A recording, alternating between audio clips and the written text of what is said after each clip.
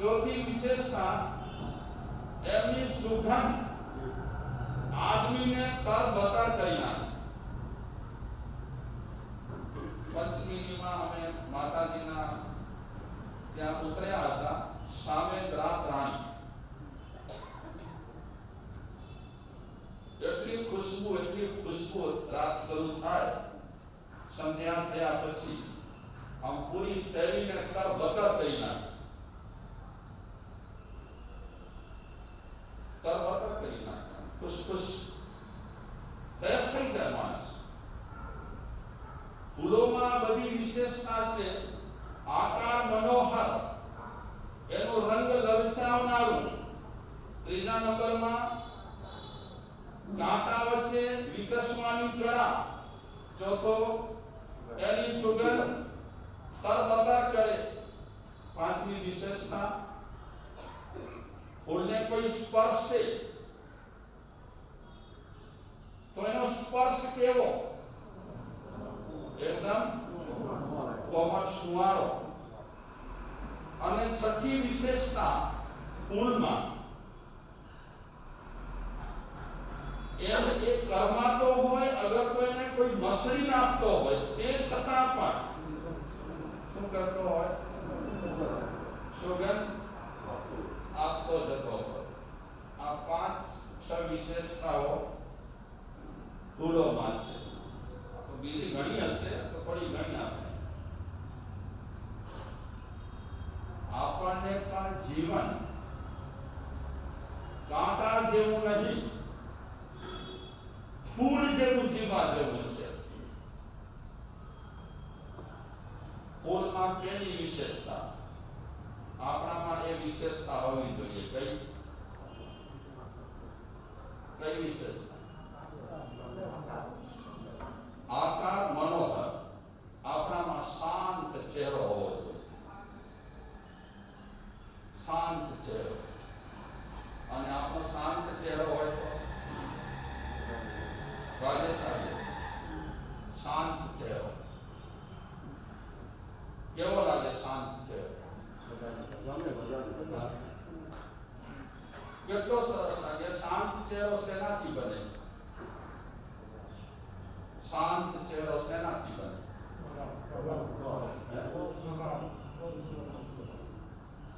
જુઓ તો ખરા મહાપુરુષોના ચહેરા કેવા છે. અમિયા બરી મૂર્તિ રચીએ ઉપમાન ગતે કો શાંત સુધાર સજીલ ધીરે તૃપ્તિ ન હોય વિમલ ધીના દીઠા દરિસિના. આનંદજી મહારાજ કહે છે અમિય ભરી મૂર્તિ રચી ઉપમા ન ઘટે કોઈ. કોની સાથે સરખાવીએ? શાંત ચહેરાવાળાને. શાંત સુધારસ જીવતી નિરખત તૃપ્તિ ન હોય એવો ચહેરો. શાંત ચહેરો. તમે કદાચ મુંબઈ વાળા એમ કહેતા હશો કે શાંત ચહેરાનો જમાનો છે. જમાનાને જવા દો. અગર સુખ શાંતિ જોઈતી હોય તો ચહેરો તૈયાર કરવો પડે. શાંત ચહેરો શેનાથી તૈયાર? ધર્મબિંદુ ગ્રંથમાં શાંત સ્વભાવવાળા માટે કીધું છે. પયરી સોમ સહાવો ન પાવકંબમ પવતઈ કાયમ ઓય શુભ સેવણી જો પસમ નિમિત્તમ પરેશંપી. ધર્મબિંદુ ગ્રંથનો આ શ્લોક છે. ગાથા છે, પ્રાકૃતમાં છે.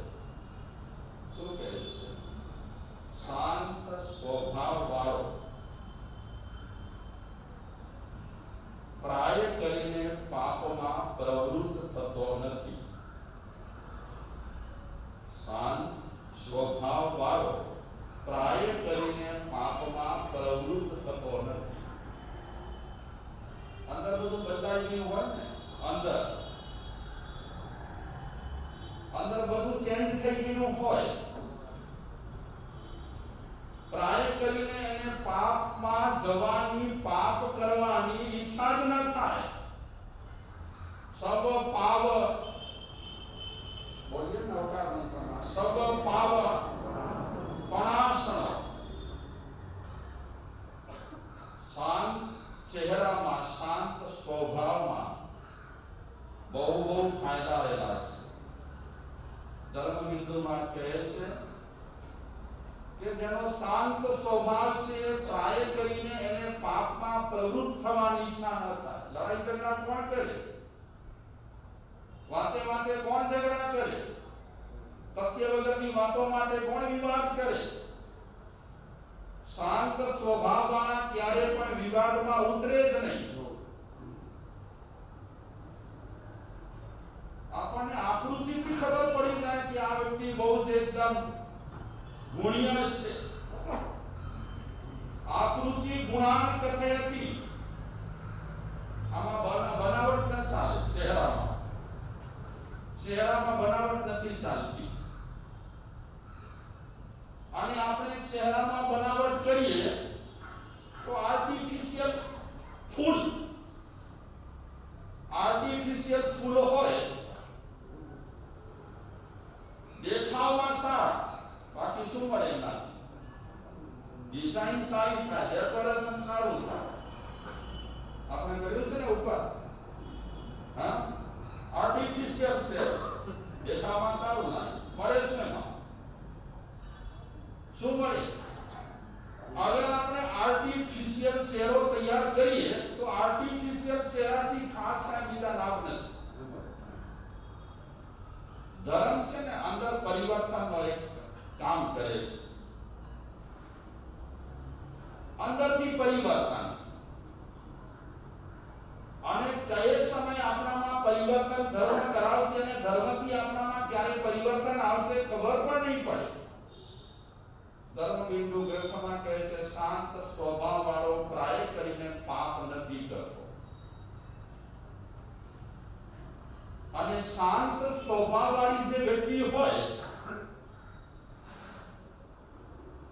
એનો સાથ લેવા માટે, એની પાસે બેસવા માટે બધા લોકોને મન થાય. મન બનાવટી નહીં. ઓરિજિનલ જેની પાસે શાંત સ્વભાવ છે એ માણસનો સહવાસ કરવાની ઈચ્છા છે.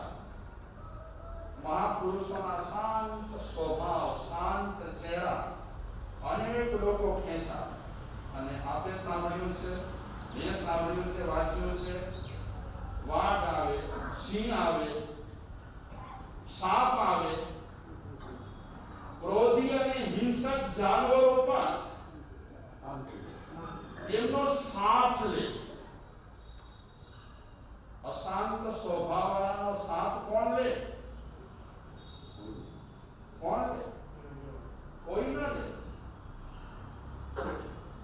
અને અશાંત સ્વભાવવાળાનો કોઈ સાથ લે તો એને પણ ચેપ લાગે.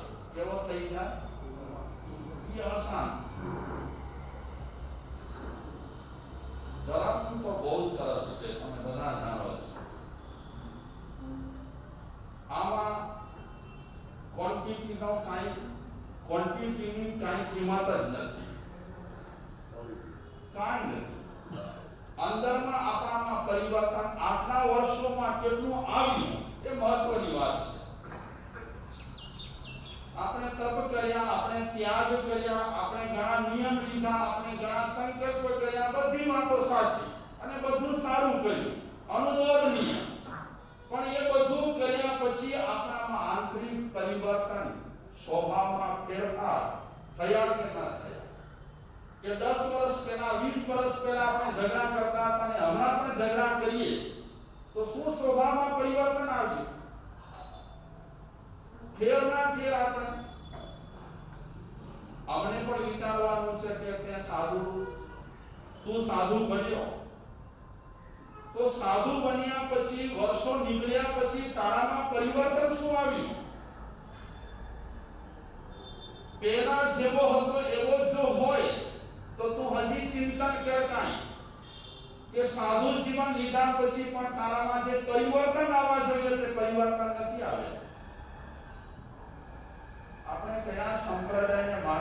મહત્વનું નથી. આપણે કયા ગુરુને માનીએ છીએ એ પણ મહત્વનું નથી. મહત્વની વાત છે કે જેને તેને માનતા માનતા આપણા સ્વભાવમાં પરિવર્તન આવ્યું કે નહીં. આપણો સ્વભાવ ખરાબ હતો એ સારો બન્યો કે ન બન્યો. પ્રસ્તુત ગાથામાં કહે છે શાંત સ્વભાવવાળા પ્રાય કરી અને શું નથી કરતા? પાપમાં પ્રવૃત્ત નથી થતા. શાંત સ્વભાવવાળાને હિંસા કરવાનું મન થાય? મન થાય? અમે સાધુ બન્યા છીએ કારણ કે અમે પણ જીવદયા પ્રત્યે હોય ન હોય, અને અમને પણ અહિંસા પાલન માટે કાંઈ ન હોય કે તમે બધા નિયમો જાણતા હો જીવદયા અને અહિંસા. તમે તો માનો છો સાધુ છે, ઘણું જાણો છો. સાધુ સંતો પણ બે ધ્યાન નથી, એ પણ સમજી રહ્યા છે જીવદયાના પાલન માટે, અહિંસાના પાલન માટે એ પણ એટલા ચુસ્ત રહેલા છે. અને એક વાત સમજવા જેવી છે, જીવનમાં જ્યાં સુધી ખરો પ્રેમ નહીં આવે ને ત્યાં સુધી જીવદયાનો પાલન એ દમ થશે.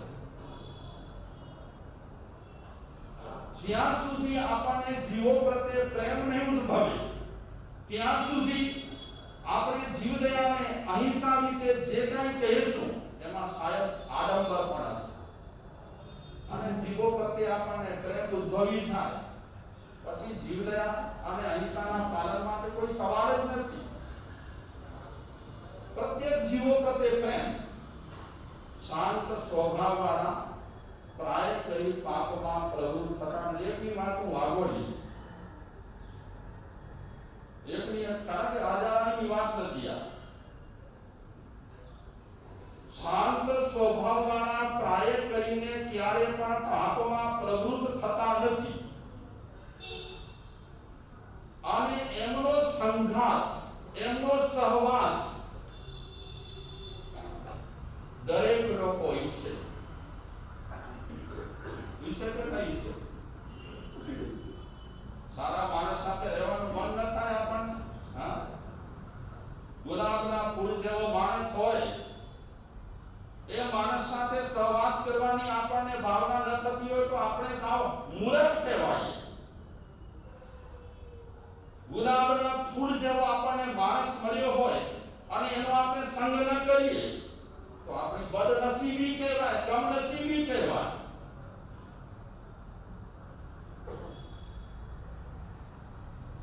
અને જે શાંત સ્વભાવવાળો જે વ્યક્તિ છે, શાંત પ્રકૃતિવાળી જે વ્યક્તિ છે, પાપ તો પ્રાય નથી કરતી, એનો સહવાસ તો બધા ઈચ્છે છે, પણ સાથે સાથે કહે છે કે બીજાને પણ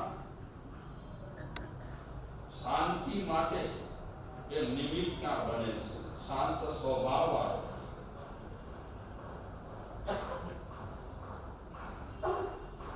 બીજાના માટે પણ નિમિત્તકાર છે. એની શાંતિનો છે સહવાસ કરતા આપણને લાગે. અશાંત માણસનો ચેપ જેમ લાગતો હોય છે તેમ શાંત માણસનો પણ ચેપ લાગે. કયો ચેપ લગાડવા જેવો છે? કયો ચેપ લગાડવા જેવો છે? ભાગ્યશાળીઓ, આપણને ઝઘડાવાળા માણસો ગમે કે વિવાદમાં ન પડનારા માણસો આપણને ગમે? કોને આપણે ટેકો આપીશું? તું બોલે આપણથી આને હમણાં આપણું માનસ આવું થઈ ગયું છે. વિવાદ ન કરતા હોય તો વિવાદ કરાવવાના, સાથ આપવાનું ન હોય. બોલે શું? અમે પાછળ છીએ. અને હકીકતમાં જ્યારે પડે ને ત્યારે ઓ પાછળ જ હોય, આગળ ના આવે. કેટલી સરસ વાત છે. શાંત પ્રકૃતિવાળા માણસનો સહવાસ પણ બહુ સરસ. તો જે રીતે ફૂલની આપણે 6 વિશેષતાઓ ગણાવી એમ આપણામાં પણ એવી વિશેષતાઓમાં પહેલી વિશેષતા કઈ વિશેષતા? શાંત ચહેરો. બ્યુટી પાર્લરમાં આપણે જઈશું શાંત ચહેરો કરવા માટે. શાંત ચહેરો થઈ જાય કોઈ એવી શું કહેવાય મેકઅપ કરી જાય ચહેરો શાંત. આમાં મેકઅપ કામ ન લાગે. મહાપુરુષોના મોઢા પર જુઓ કેવા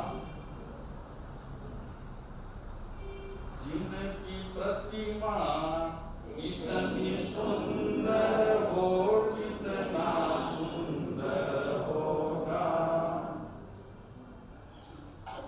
તારું નામ પણ કેટલું સરસ છે, તારી આકૃતિ કેટલી સરસ. અને આકૃતિ જે સરસ થઈ છે ને પ્રકૃતિને કારણે થઈ છે. કારણ કે અંદર પ્રકૃતિ સરસ હતી એટલે આકૃતિ સરસ થઈ છે. ઘણા લોકો કે ભગવાન કેવા સરસ લાગે ને સરસ. એમને મેકઅપ કરાવ્યું છે ને એવો કોઈ બ્યુટી પાર્લર શોધી લીધો છે ભગવાને મહાપુરુષોએ કે ન વરસાદમાં પછી એ પલળે ન ગરમીમાં એ કાંઈ કરમાય બરમાય. 24 કલાક અને 360 દિવસ એ મેકઅપ શાંત ચહેરાનો મહાપુરુષોના મોઢા પર ફૂલ જેવી બીજી વિશેષતા માણસમાં હૃદય ભક્તિના રંગે રંગાયેલું હોય. ફૂલમાં શું વિશેષતા હતી બીજી? કલર, સૌંદર્ય, સરસ. આપણી સૌંદર્યતા શેનાથી? ભક્તિના રંગે રંગાવા.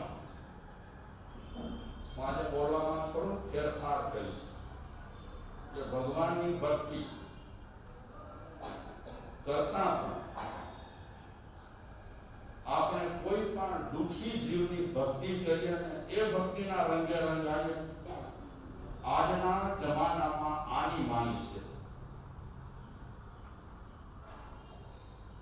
જે દુઃખી લોકો રહેલા છે, ત્રસ્ત લોકો રહેલા છે,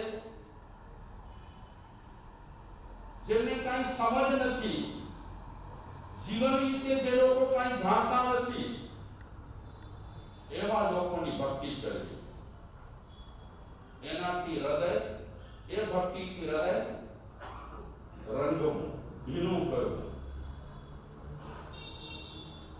આપણું ફૂલ બનશે ને ત્યારે આપણામાં બધું આવશે. શાંત ચહેરો કોને ન ગમે? માણસો ખેંચાઈને આવે. હમણાં જાદુ મંતરથી ખેંચાઈને આવે છે માણસો. કારણ કે હવે માણસોની માંગ એ પ્રમાણની છે. પણ એક વર્ગ એવો છે આ દુનિયામાં શાંત ચહેરાથી ખેંચાય. ગઈકાલે આપણે સ્વભાવ વિશે ચર્ચા કરી હતી.